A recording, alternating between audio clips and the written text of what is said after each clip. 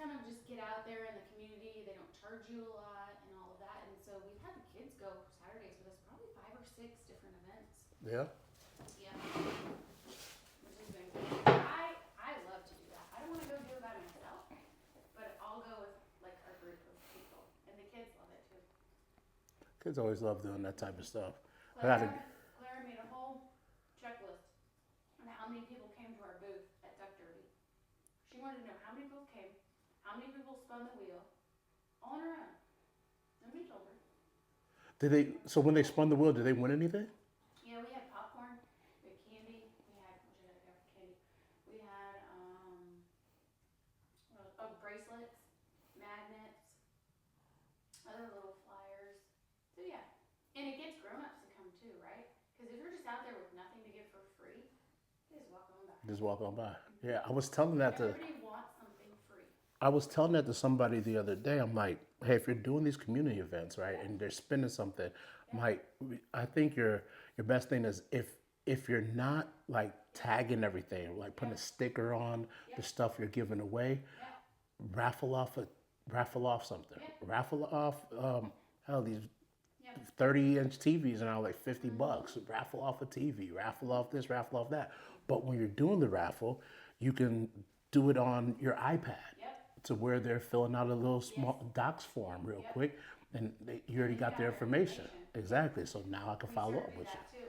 Get your information, and then it's like, hey, give us a call, or we'll reach out to you, or that kind of thing. But now, like today, we got this electric smoker delivered, and I was like, Corey, this is genius. I was like, people love food; they want free food all the time. I said, now you can Hot dogs don't cost nothing. Yeah. And you can just raffle off a brisket. You can raffle off a brisket. Kids love hot dogs all the time. That doesn't cost nothing. A bunch of hot dogs throwing them on there, and the kids are just coming here. You can make your own hot dogs inside. There's the bread. There's all that stuff, and all of that is great. Well, you know Parents come Jonathan, by. right? Yeah. He's our neighbor. Big hot dog. Because he did all that for Halloween for us in our cul-de-sac with our neighborhood. You ate my banana? Yeah, I did it. Yeah. I'm sorry. And then she said she was going to. I don't think you heard her. You folks or something else, but And I was like, you really gonna eat it? yeah, it's like that sometimes. I'll go to the store. Share life. Hey, I got a guy from Integrity Pools who called. He said there's an AC not working, but but he'd I'm on the other line. he Integrity Pools should be under Integrity Pools. See if Jason could do it or Sandoval can do it. Today? Yeah, or Hugo maybe. How many? Because Hugo only has one. He might be able to do it, but then Jason's gonna do Nick Camp next. And he also is going to eat lunch with his daughter. Yeah. He has a couple of errands to run for. Jason DeWeese? Yeah. Okay. He's going to Home Depot right now for. Well, he can handle it after, but I mean, then we might need to do Sandoval, but you already have 3 on him, right? He's going to help Sandoval right now, I think. Who? Yeah, Jason. Oh, okay. Yeah, so we probably have to send Hugo over there because he's going to be done with Daniel Bruce pretty quick. And then we could get him to go. But see, they say, oh, it's the new one. And I'm like, I know it ain't the new one because he's talking about this huge area and this big area, and that's a 7.5 ton on the roof. And he's saying, oh, no, that. I was like, look, if it's not the offices themselves, the small offices, it ain't, it's the old unit. So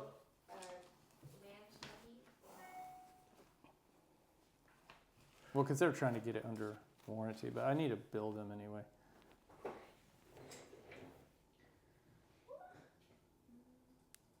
So demand? Ooh, that's not good. Demand no heat cord?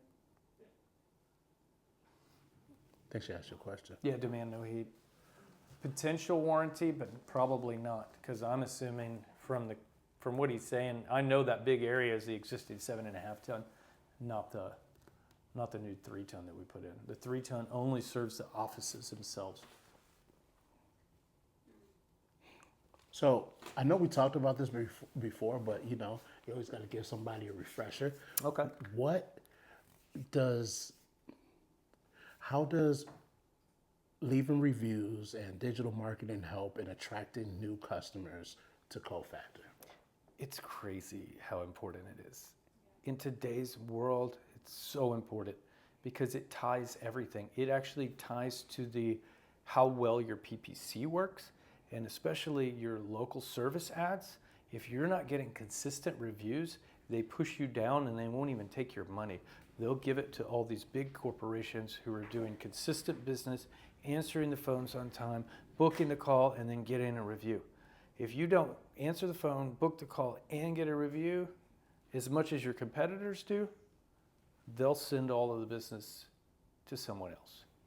Your company won't. You can't even grow if you want to. You won't show. Your ads won't even show. So it's super important. But then the next thing is like, if you are going to leave a review, I'm telling you what, like number one, if you could say what we did, like the actual service and using keywords. So that's what Google's looking for. It's a machine, right? So it's saying, if I go, I need AC repair, then Google's going to go out there and look who is an AC repair company, and then who has a bunch of reviews, and then who has reviews with the verbs AC repair in there. And so if we repaired your AC, that's a number one thing. If we repaired your furnace, if we repaired your heat pump. So if you could put somewhere in the description of what we did, man, that's bomb. If you can take a picture and upload the picture of the work that we did along with it, it's like 5 times more valuable. And then now we're cooking with grease. Now we're cooking with grease. Yep. You're right. But we've got to train everybody. We even train our own staff how to leave reviews. And we're working on, with social media, like you've got to just be involved. Let people know what you're doing. They don't want to see before and after pictures of your work. They want to see what you're doing. What are you learning? What are you working on? What are you doing as a team? What are you doing as a family? Not just the work aspect, but like, who are you as a company? That's what people want to know. Mm-hmm, mm-hmm. And then I think once they do, if your values align with their values, guess what? You got a customer. Because people buy from people they know, like, and trust. Absolutely. Yeah. And then how do you know who you should like, know, and trust? Because I can tell you right now, I hear ad after ad after ad. They're compelling. The ads are good. They're compelling. But then I know the companies. And they ain't doing what they say. Right. And that's the biggest struggle for a smaller company. It's like, man, we're super integrity driven. We've got 500 reviews of people saying, man, these guys really know what they're doing. They're honest. They have integrity, doing the right thing. We had a situation where we made a mistake. We didn't tell the customer we had made a mistake. We just went in there and we fixed it to the tune of we put the wrong AC system in. Unbeknownst to them, we went, figured it out, said, sorry, we'll be back tomorrow. Didn't even tell them, just changed it. It doesn't matter if it costs us money. We got to do the right thing no matter what. Absolutely. And that's what counts at the end of the day. It's like, you want to be the biggest, baddest company in the world, or do you want the company that's like, they'll go to the ends of the earth to make sure it's right? That's what people want. Yeah. That's what people want. That's why, like, especially like if you go on Amazon or anything else, how do you know if there's a product that all looks the same, what's going to work for me? The first thing they're going to look is the reviews. Absolutely. You can stare at a product and like, okay, all these are the same, but they have 500 reviews. They have 500 4-star reviews, but this one over here has 10 5-star reviews. Well, I'm going with the 500 4-star. 500 people can't possibly be lying. Right. But you can get 10 that can doctor up some stuff. Sure. See what I'm saying? So absolutely. But that's how we make decisions when we're buying and so that's a phone or something. That's the importance of people helping us. Like, the single best way for any customer of ours to help us is to give us a review. Let other people know what we did. Not just, oh, they're great. No, like, what did we do? Like, how did we help you? Like, what was the difference between our company and anyone you've used in the past? Like, that's what you got to put out there. That's it right there, Corey. Yep. I think that's it right there, They Corey. don't pay for reviews either. That's what I tell you. Some companies pay for reviews. We don't pay for reviews. Yeah, never, not once. Never paid. Amazon? Oh, they do paid ads? You get paid to leave reviews on but they'll send you the product, and then you review it. And they can have tons and tons of paid. You can make a ton of money just reviewing products on Amazon. Yeah, but you don't pay for reviews. You can't pay for reviews. So through Google, you can. So what they're doing out there, it was just interesting. Like, so I've been using Google forever, and I'm what they call a local guide.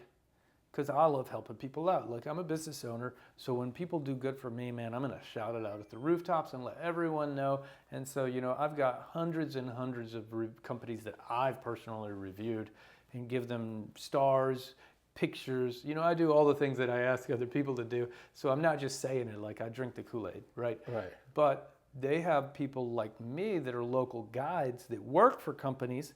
And so if I get out and I get 100 local guides and then pay them to give a company reviews, the weight of that review is much, much higher than someone who's only given 1 or 2 reviews. If I've given hundreds of reviews and then those reviews have gotten, there's time lapses. There was one review I gave, took a picture, and there's 43,000 views of that picture right now, and it's not even 4 months old in Louisville.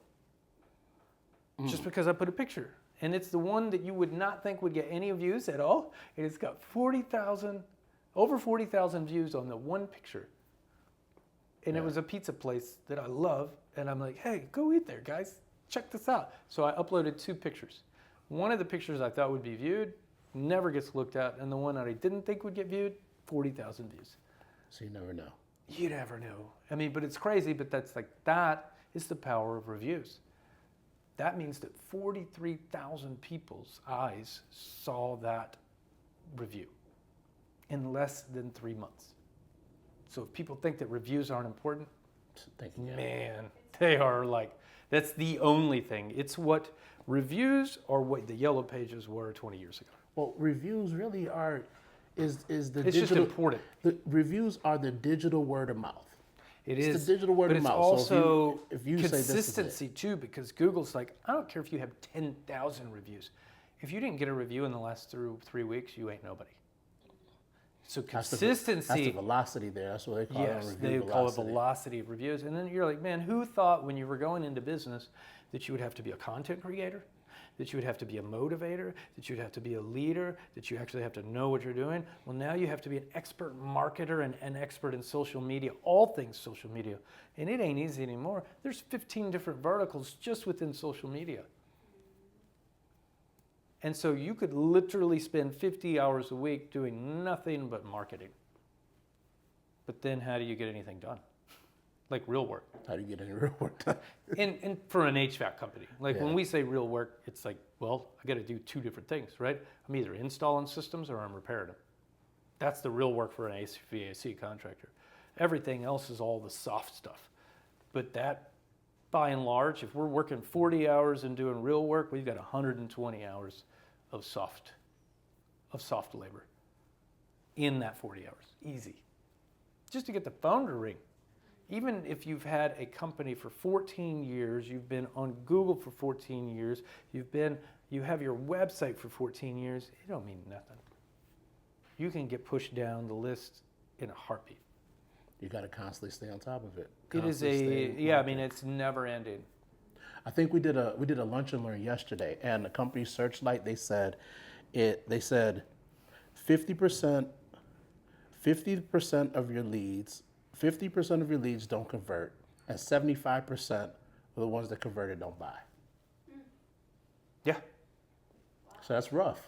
Those are rough numbers. Especially if you're in a scenario where you're in this hyper-competitive market like me, and you've got 28 contractors within a 10-mile radius, all trying to get that same lead.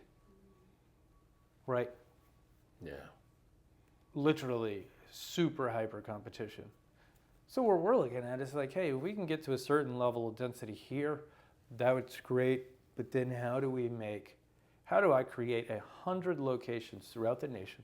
Once we got all of our SOPs, systems and processes, everything dialed in, like you got it perfect, right? Then why not go into underserved areas? There's at least 100 locations throughout the United States that are totally underserved, that have no sophistication, but don't have a family-owned company that could come in there and do this thing without private equity. The thing about velocity is there's velocity of money, there's velocity through acquisition, there's velocity through so many different ways that you can do things, right? But how would you grow, I've seen people like, we're going to grow. We're going to go from 15 million to to 30 million. And maybe they do that organically. But there ain't no company out there going from 30 million to 125 million organic growth. No way, no how. They could say what they want until kingdom comes. They did it through VE, private equity or VE, one of the two. Venture capitalists, VC money, or private equity. There's no way they did it otherwise. They had to buy companies, squeeze them, tuck them in, do whatever. There ain't no single loan company that big that didn't do it through acquisition.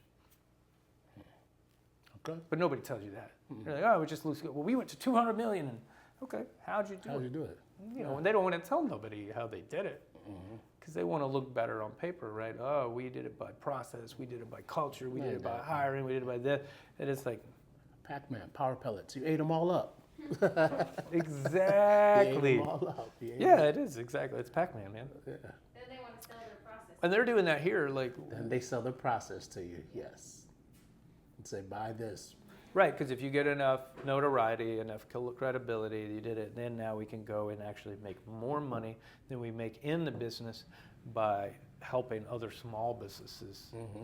And On monthly plans, go ahead and spend $200 a month. $200, $200. Yeah. I call it $200 because you're going to spend 100 here and 20 different places. And then all of a sudden you look at your small little company with 7 employees and your overhead's $50,000 net a month, and there's nothing you can do to reduce that. Period. So if you ain't selling 180 to 200,000 in revenue per month, you are going to go out of business. Period. There's no other way.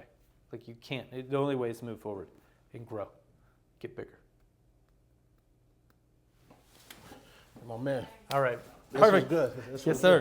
good. We got some nuggets. We got some good stuff. All right. We got some. It's fun. That's what I'm saying. I love it. I love it.